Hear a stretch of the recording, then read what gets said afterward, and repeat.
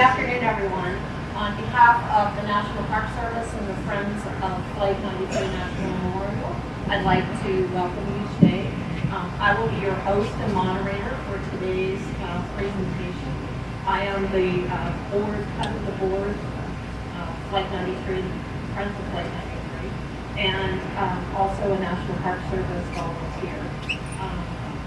The Friends of Flight 93 were established in 2009 as the major partner for the Flight 93 National Memorial. We raise money to support education, special projects. We've helped to raise money for the building of the Tower of Voices, which I'm sure many of you saw as you were coming in this morning. I'd like to introduce my partner from the National Park Service who is helping me today. I have with me Greg Zaborowski. Greg is the education specialist for the Flight 93 National Memorial, as well as an interpretive ranger for the memorial. Before we begin today, I'm going to take you back to September 11th, 2001. It's a sunny morning. Some say it was a perfect morning for flying. Crisp and bright with clear visibility. Air traffic controllers arriving to work on this beautiful day had no idea how their lives would forever be changed by the events that would unfold.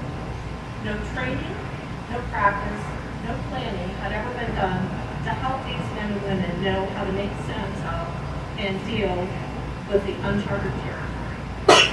Within 1 hour, historic American Flight 11, United 175, American Flight 77, and United Flight 93 had taken off from eastern airports heading west.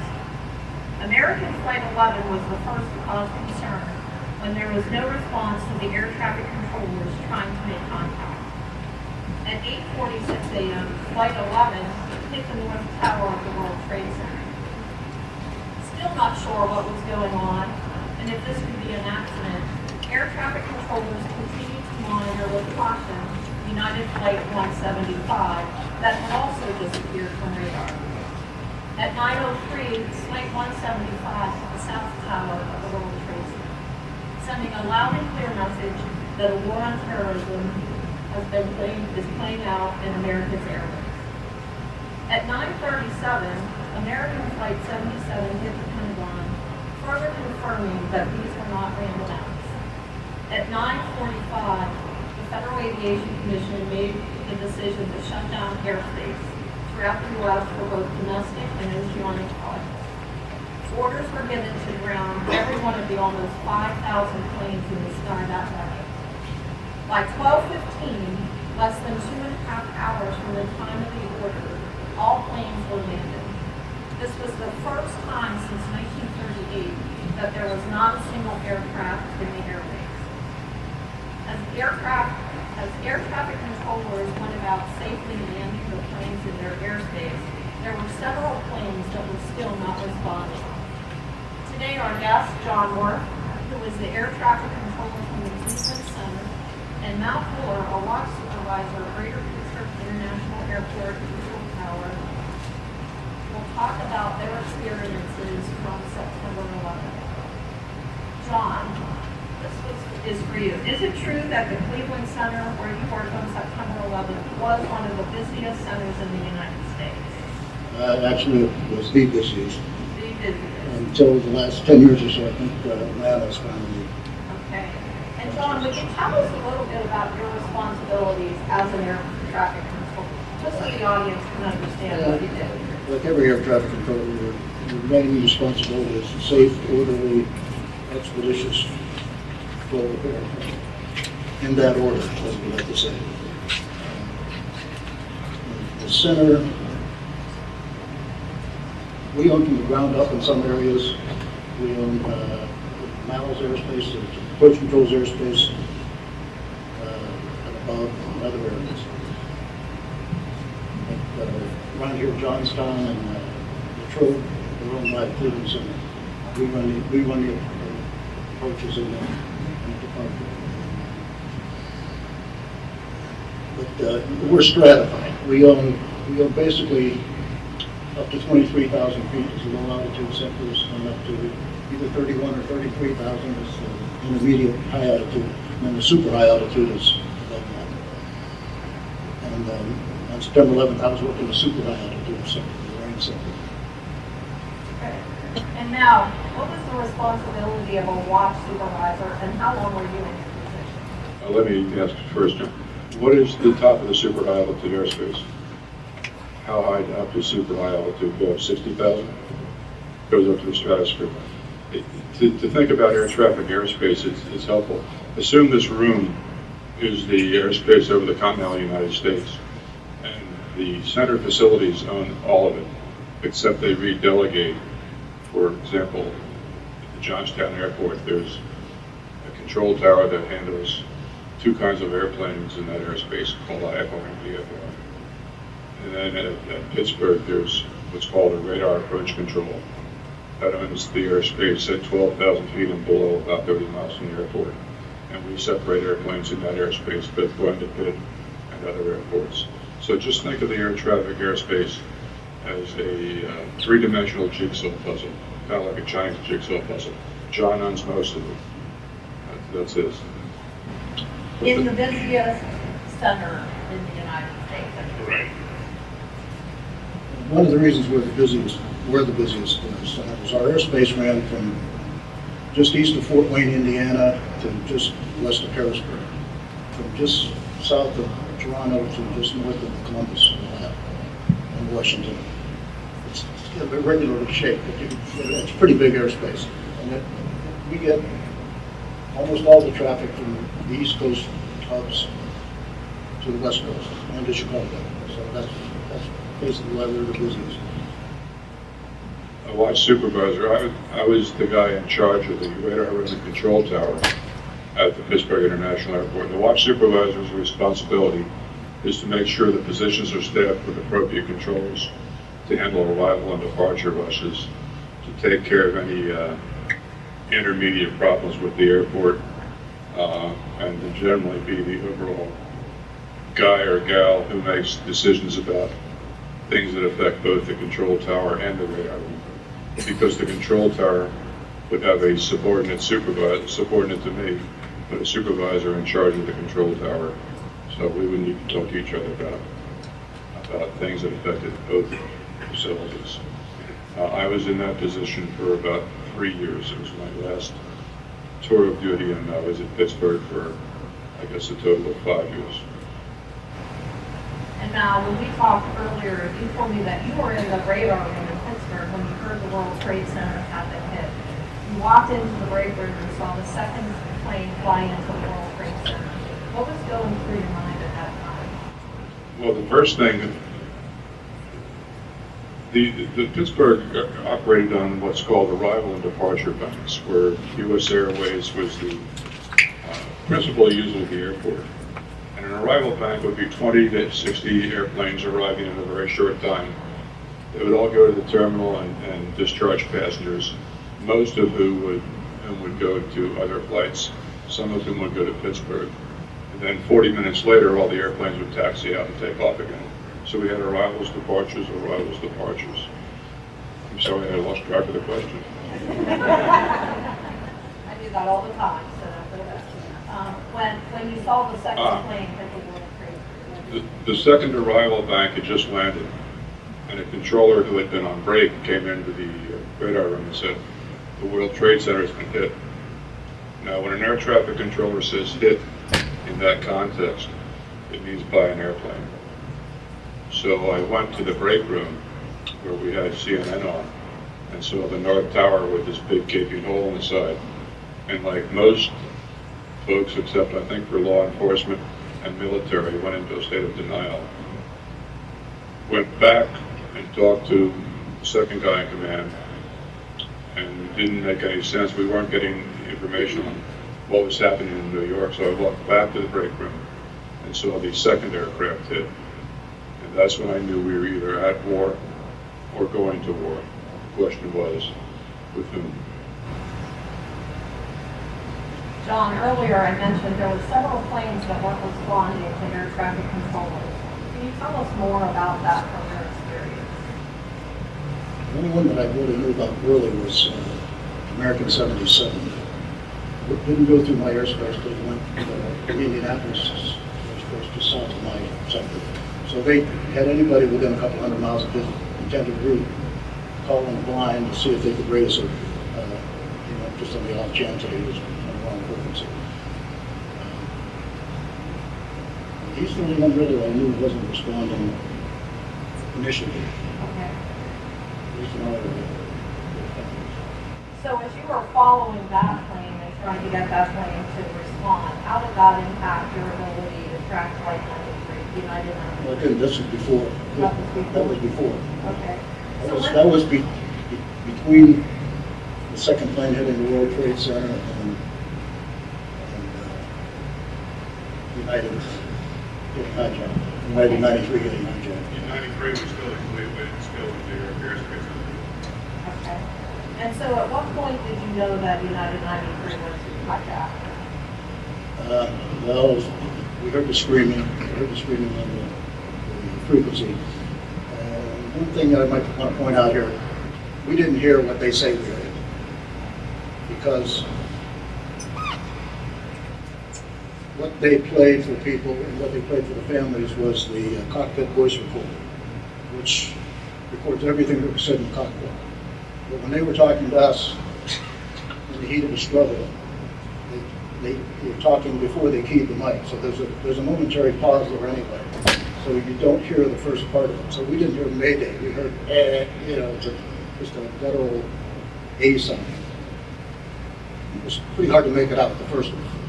Because when we heard the first screaming, it actually came out in the speaker because I was on the landline coordinating with Indianapolis Center on an aircraft that wanted to turn around because New York started to shut off traffic. So he wanted to go back to his departure airport.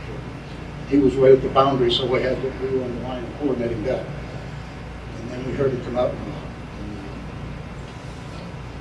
the speaker, and I looked at my manual controller and said, "Dave, did that sound the same to you as it did to me?" And he just kind of wide-eyed and nodded his head. And then we heard another one shortly after that. So how long was Flight 93, United 93, in your sector? And what was your experience? In my sector for probably 25 minutes, 30 minutes. 25 to 30 minutes. Okay, and so in that 25 to 30 minutes, what did you experience? You want to know when I thought it was okay. Good. When we heard the screaming, we weren't sure who it was initially. Then we saw United descended 700 feet. The mode C readout gives the altitude readout, showed that he went down 700 feet.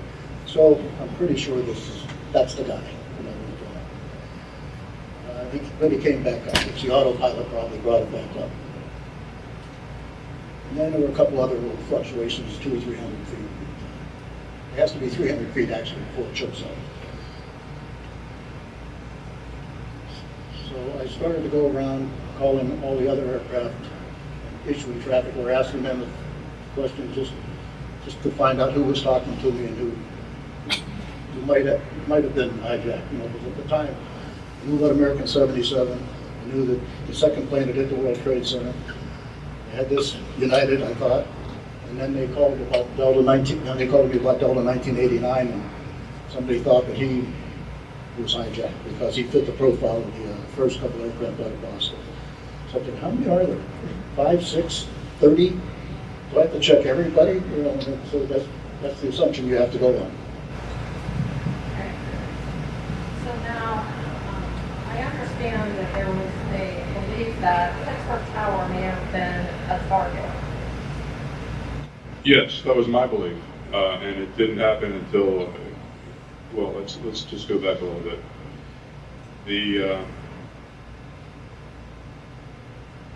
At the time, I believe air traffic nationwide thought there were about 12 airplanes missing, and that was incorrect, of course. And it was kind of the fog of wartime. People were passing back and forth stale information or incorrect information, and the Pentagon had been hit. We knew the Twin Towers were burning. And 2 minutes after the Pentagon was hit, a controller who I trained back in the 80s yelled, "Mal, I need you here. And I knew by the sound of his voice there was something very wrong. So I ran to the scope and he pointed to what's called a primary target. When an aircraft has the transponder turned on, as John was talking about, the readout on the display gives you the aircraft call sign, type aircraft, altitude, and ground speed. Well, this was a primary target, just the aircraft itself. The terrorists flying 93, as well as the other planes, turned off the transponders to try to inhibit easy tracking of the aircraft. So he pointed to this primary target and said, this airplane's been hijacked over Cleveland. They don't know where it's going. They think it has a bomb on board. Now that came from your D-man. Yeah, they're generally in an en route sector, in a center, there's not just a guy sitting in scope, there's a couple of assistants. So that information had been given to him, my controller, over the intercom. And I could tell two things very quickly, in 2 sweeps of the radar. The first thing was that the aircraft was going very fast, probably at or close to a speed called VNE, velocity never exceed. Every aircraft has design limitations, and you don't want to fly beyond that speed because you can damage the aircraft. But the clowns flying these planes were concerned about hitting the target and not preserving the integrity of the airframe. The other thing I could tell was that the aircraft was heading directly for the airport, which the control tower at the airport is only about 240 feet off the ground. But in terms of altitude above mean sea level, compared to buildings in downtown Pittsburgh, it's taller than most of them, because downtown Pittsburgh is 500 feet below the surface of the airport. So we knew the Pentagon was hit, just hit. We thought there may be a dozen airplanes missing. Airplanes coming for us, so look at us before downtown. I assumed that we were a target, so I evacuated the facilities. And John, did they also evacuate Cleveland Center? They did. But it wasn't because of a bomb scare like it's been reported. It was because there was a small aircraft flying around and nobody knew who it was, and they were afraid that he was. I didn't think that, so I stayed. I stayed in, and I was in there till noon, and then they figured he's probably the last guy we should have in there. Get him out. How involved were you with landing there? At the oral history report, they asked me how many, and I said about 80, which was impossible. Because in 2 minutes, impossible. From the time we learned the aircraft was coming in, we had about 8 aircraft in the system. When I made the announcement to evacuate, 2 or 3 of the airplanes saw each other in the airport and followed them in trail to the airport. A couple were giving hold instructions in the airspace, and we told them we'd be back to them in 10 or 15 minutes. If they didn't hear anything, they would return to Cleveland and get further instructions. But we didn't want to give Cleveland more problems right away. I figured we could take care of the airspace in a reasonable amount of time after the evacuation. So what was it like for both of you, given that your entire careers were in air traffic control? What was it like not having any planes? You mean those careers that were flashing in front of our eyes? That's about what it was like. Don't make a mistake here. This is big. That's all you can think about. Whatever you do, don't do anything wrong. No. But we weren't trained for this, obviously. They used to have a test that you made a guesstimate about how long it would take if there was a nuclear attack on getting airplanes out of your sector, but they couldn't really get them on the ground. You know, they would say after 10 minutes, they said, oh, well, we got everybody down in 10 minutes. No, you didn't. You got them from this sector to that sector to this sector. But, so it was pretty much winging it, you know. It's, but I worked United. I worked at Delta 1989. He was behind the one they thought. He was 20 miles in trail. And I also worked Ashcroft's flight later. So I had a pretty full morning. We figured out a way to get the Attorney General back to Washington without me getting thrown in prison. when I gave the order to evacuate, the aircraft was 30 miles from the airport, and we bailed out. There was a predetermined point we'd go to and gather and decide what to do next. As people left the facility, I went to see, we had some handicapped folks in wheelchairs that I wanted to make sure they had been cleared from the facility and they were gone. So I walked back through the radar room, and 93 was now 10 miles from the airport, still headed directly at it. And the radar recording reveals it passed over the airport. But when I got out, I think when I got out to the gathering point, the plane had already passed over top of us. We never saw it. You'd think in a sunny day like that, you'd see it glint off the skin, but it never happened. So it was not necessarily the culmination of my career, but it was something we'd never done before. John was talking about stopping or putting airplanes on the ground. The procedure was called SCATANA, Security and Control of Air Traffic and Navigational Aids.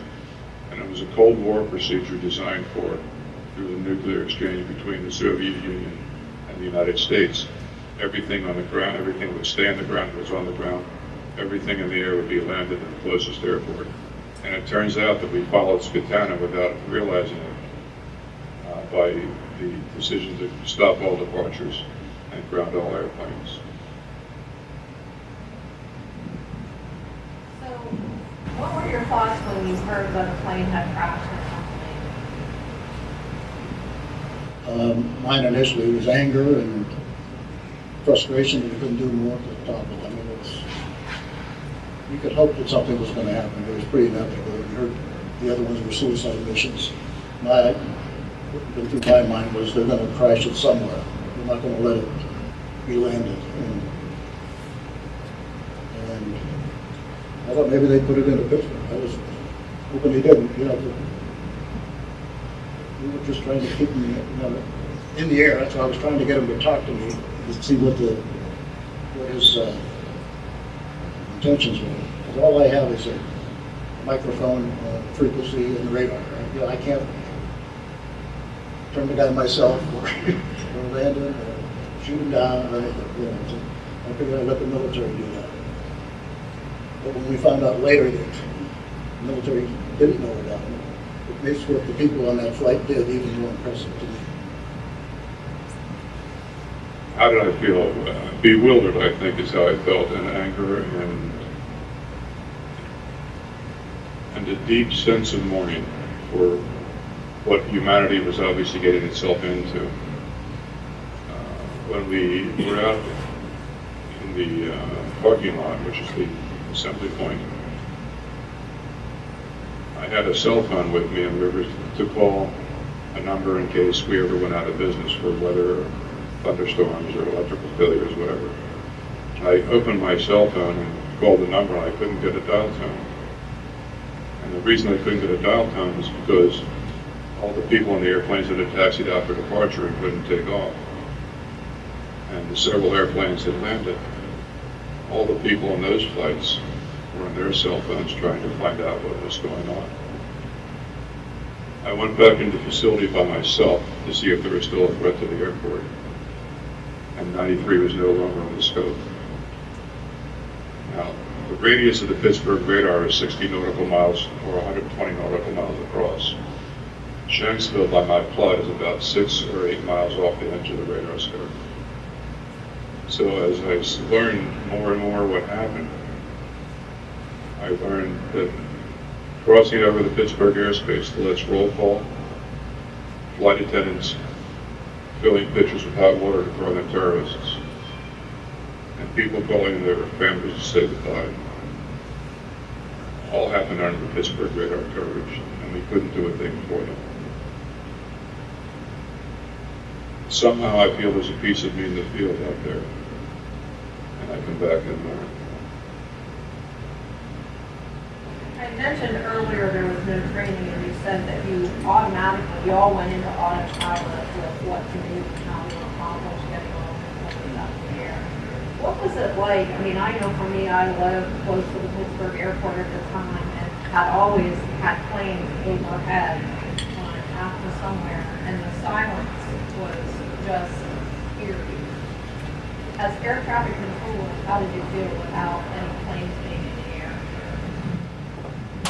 I didn't really notice it until that night. I went in for, I worked a 6 to 2 shift that day, and then I went in for my midnight shift. So at 10:30, that's when I noticed it.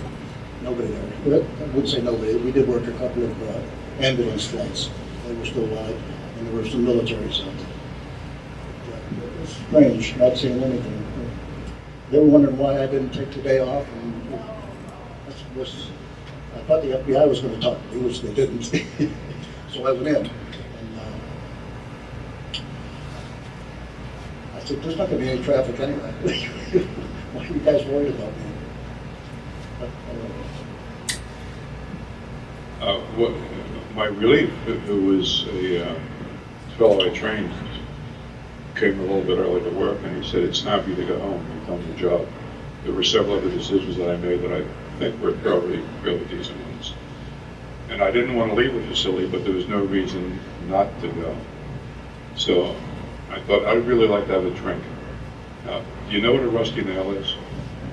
Half scotch, half cranberry, lots of ice. And I thought I'd like a rusty nail, so I went to the state store and they were all closed. I got home and I had one, which kind of slowed things down for me. Now, it's not my intent to offend anyone based on their religious beliefs, so please forgive me if I do. But I consider a rusty nail a religious drink, because if you have 2, you see God, and if you have 3, she talks with you. So that day was my Friday, and I had a day and a half off, and came back to work a week of midnight shifts, and there was absolutely nothing happening. And it's hard enough to stay awake at 3 o'clock in the morning talking to airplanes. To try to stay awake at 3 o'clock in the morning, not doing anything but reading a book is tough. I felt a sense, again, emptiness. I visited with my mentor who had retired. He lived under the Cutter intersection, by the way. And that would be a feeder route to the Pittsburgh airport.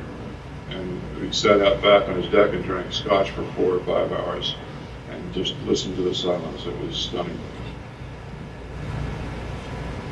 John and Val, you both have had long careers in the care and safety of our nation's airways. What impact did the events of September 11th have on your career? It actually lengthened mine by about 14 months. Because I was put under subpoena for the Massauli trial. I think I was the only controller there was. So I thought, well, it would be a lot easier for me to get in to listen to tapes and read the transcripts of what happened for my testimony if I was still working.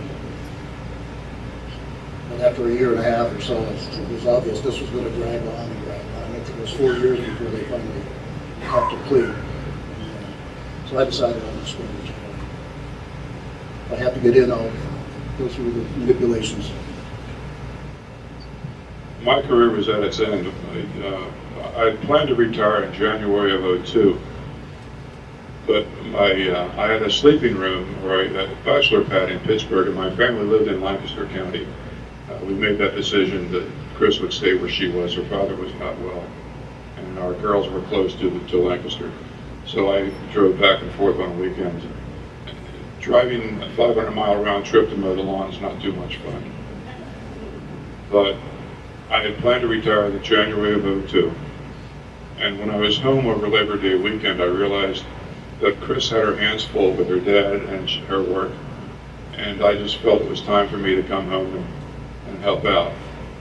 So I got back to work and talked to my boss and said, I'd just like to retire as quickly as possible.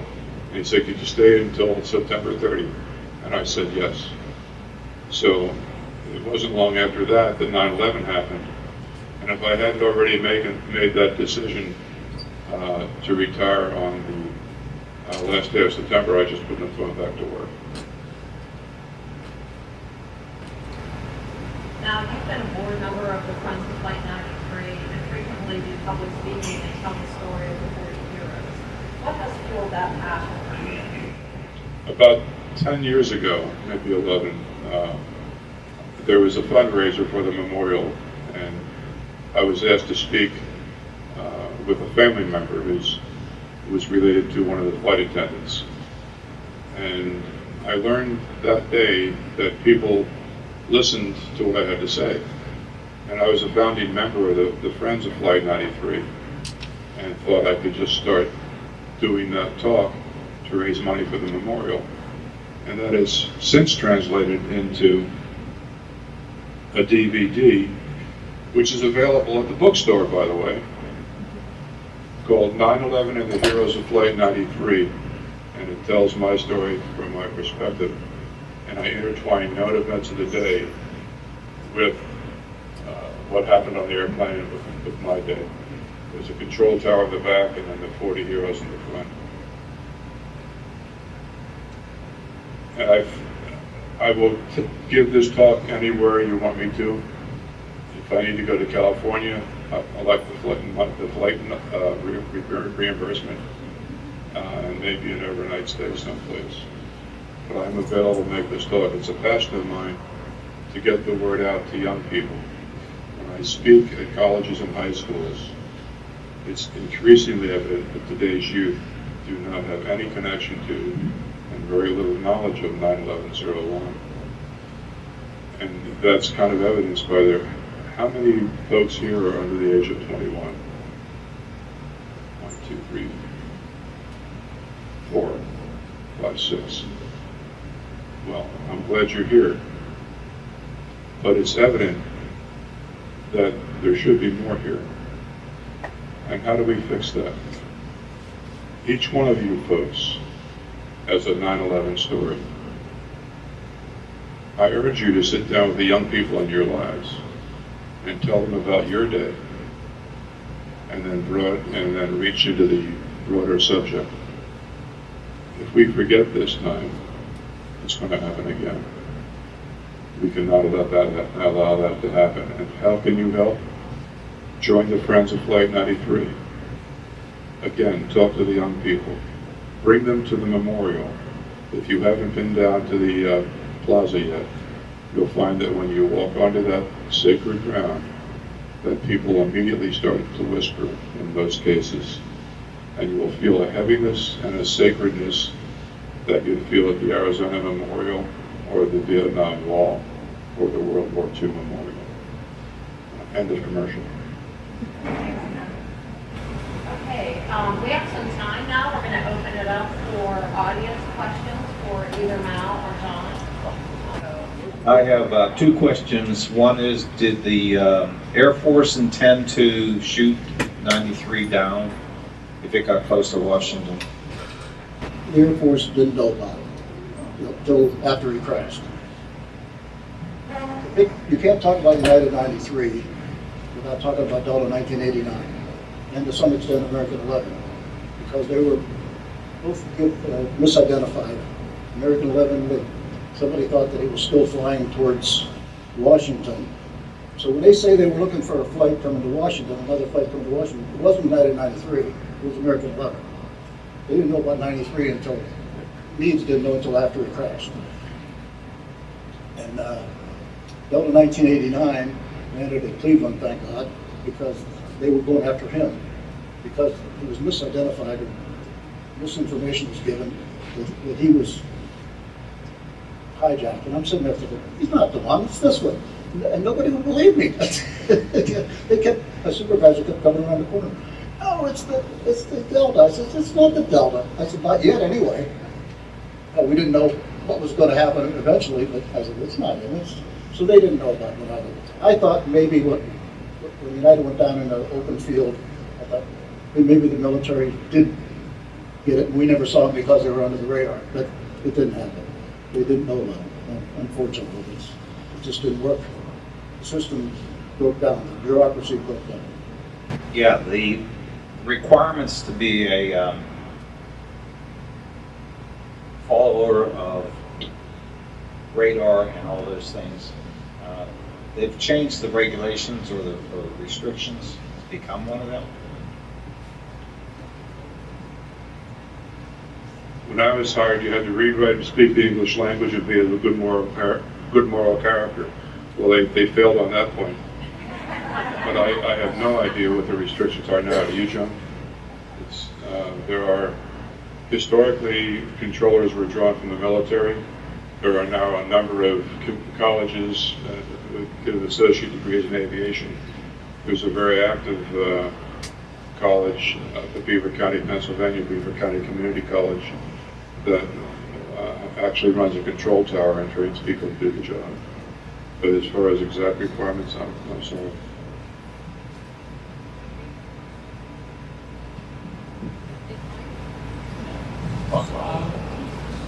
Volunteer here, I hear one story.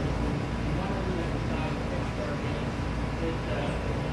Air Force jets were in the air during this time. I understand they weren't from Cleveland, like Johnson said. Were they in the air?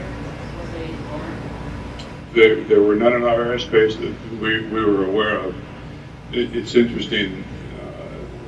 The last time I checked, there were at least 4 or 5 truther websites that contend that the reason the radar room at Pittsburgh was evacuated was so that the controllers wouldn't see the plane shot down.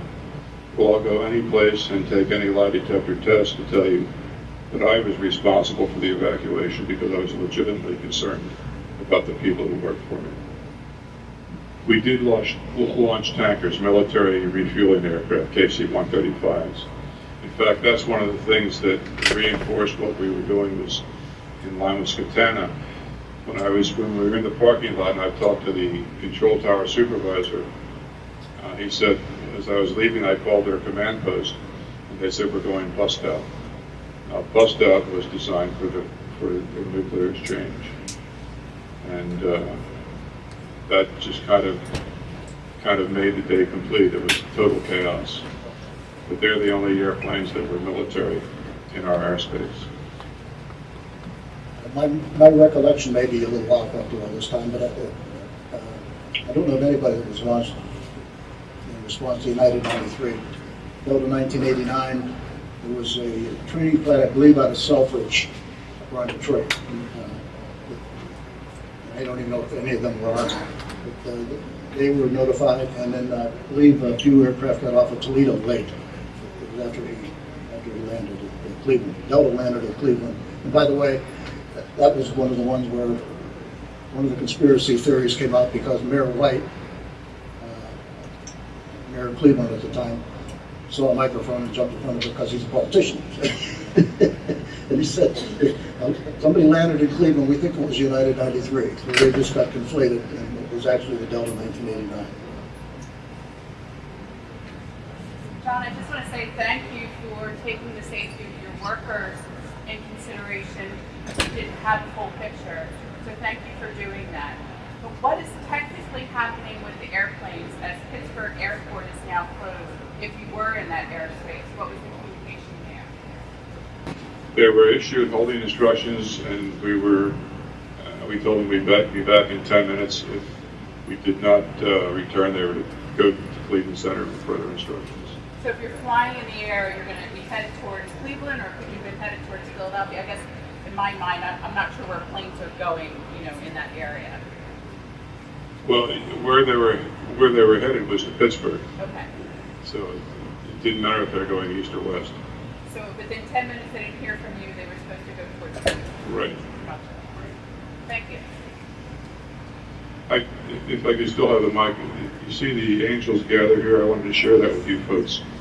The first time I visited Shanksville was December 6th after the attacks, and the temporary memorial consisted of a cyclone fence with people who left mementos, Purple Hearts badges from police and fire companies, handwritten notes by children. And this Angels Gather Here sign was what caught my attention and just shook me to my very soul. Because how could such a horrible thing happen without some kind of divine intervention? Angels Gather Here is what the sign said on December 6, 2001. And when I read those words, I was shaken to my very soul. What have we changed to prevent this from happening, or what would we do if something similar to this was occurred? In the past, we had no direct line from the controller to the military. They put those in right away. Now you could call right into Huntress and give them the information, because the disconnect was just so bad previously. I live about 2 miles west of Latrobe Airport, and one of the rumors circulating at that time was that there was a general aviation plane flying, and that man was asked to tail Flight 93 because it was off the radar. They were trying to identify it, so they were asking this guy, again flying this this plane, to get a tail number or something like that. Is that true?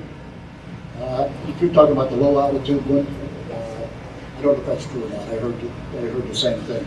But I had an executive jet that saw him when he was descending out of 41,000 feet. He was 20 miles away or so. But at the time, when they said they had a bomb, one of the first things I thought about was just a couple of weeks before that, they were talking about the Russian nuclear suitcase bombs that were unaccounted for. Could they have one of these? I didn't think so. I thought since the planes were hitting buildings, that the planes were the bombs.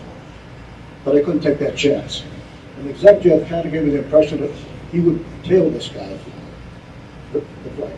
But I didn't want to put him at risk too. I mean, what if I have no idea what the shock wave is from a nuclear device, no matter how big it is, at altitude especially. How we got the word about bombs. The hijackers flying the airplanes did not understand the comm systems, and they would press the mic and transmit their traffic thinking they were talking to people in the back of the airplane. And I believe 3 of the 4 aircraft said, "We have a bomb," and that's how we found out.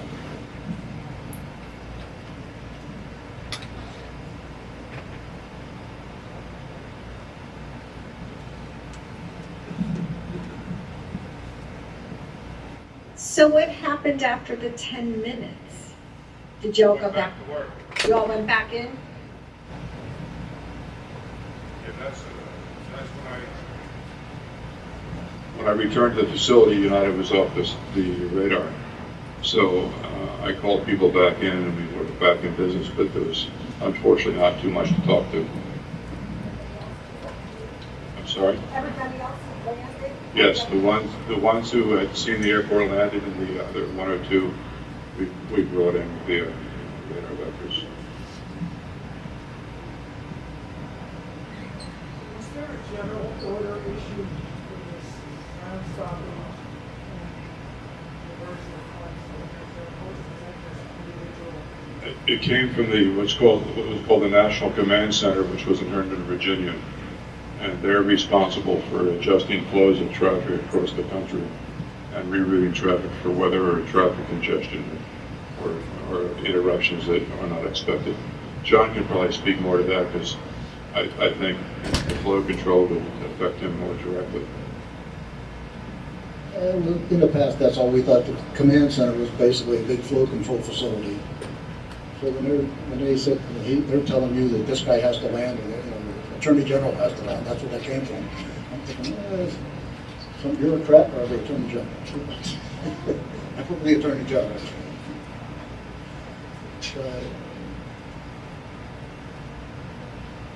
The ground stop, I wish it would come right after the second plane hit the World Trade Center. In United 93, they wouldn't have taken off. Or after the second one was, I take that back, after the second one was hijacked. We hit the World Trade Center like 2 minutes after, I believe, United took off. After Cleveland, how low did they drop? Were they detectable on your radar after they started to turn around Cleveland, or when did they drop? That you weren't able to detect them. When did that happen? It started out at 35,000 feet when we first checked off. Then he went down 700 feet. Then he went back up, which the autopilot took him up. Then when he got to Cleveland, he made a big turn. First he went a little bit to the right, then he went left, and as he turned, he climbed. And he went up to 41,000 feet. And when he got around Akron, he started a rapid descent. when he turned southeast. That's when I thought he was going to Washington. Initially, I thought he was going back to New York. Because what you don't see when they show the track, the tracks are based on, that they put out are based on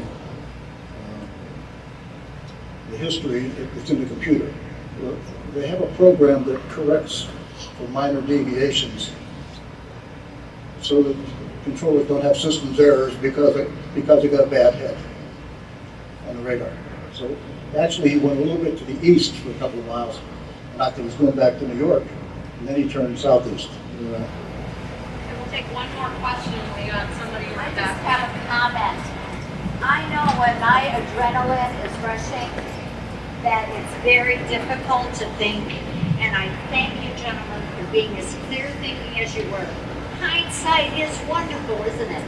We could all correct it, but you guys were right there, right at that time, and had to do the best thing that you could, and a lot of Americans admire you for that, so thank you, sir.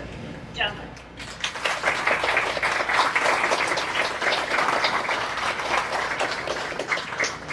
Thank you. Clear thinking? Ask my wife. Thank you, everyone, for